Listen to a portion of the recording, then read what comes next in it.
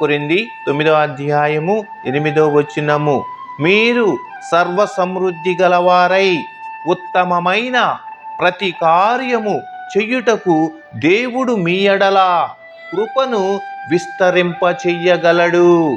ఆలకిస్తున్నారా?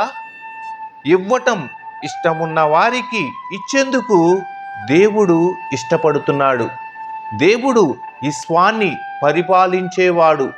మనిషిని సౌభాగ్యవంతుడిగా చెయ్యగలడు, నిరుపేదగా మార్చగలడు. మనిషి ఆలోచనలను, వారి ప్రణాళికలను, ఈ భూమి, ఆకాశము, ఈ ప్రకృతి, ఈ సమస్తము దేవుని చేతిలో ఉన్నవి. తనకు ఇష్టమైన వారికి మేలు చేయగలడు. దేవునికి ఇష్టమైతే అద్భుతాలు కూడా చెయ్యగలడు. ఏ పరిస్థితిలోనైనా ఆయన తన కృప ఎలా కుమ్మరించాలో ఆయనకు తెలుసు. దేవుడు తన బిడ్డలను దీవించడానికి కారణము వారు చేసే ప్రతి మంచి పనికి సమృద్ధి ఉండాలి అని.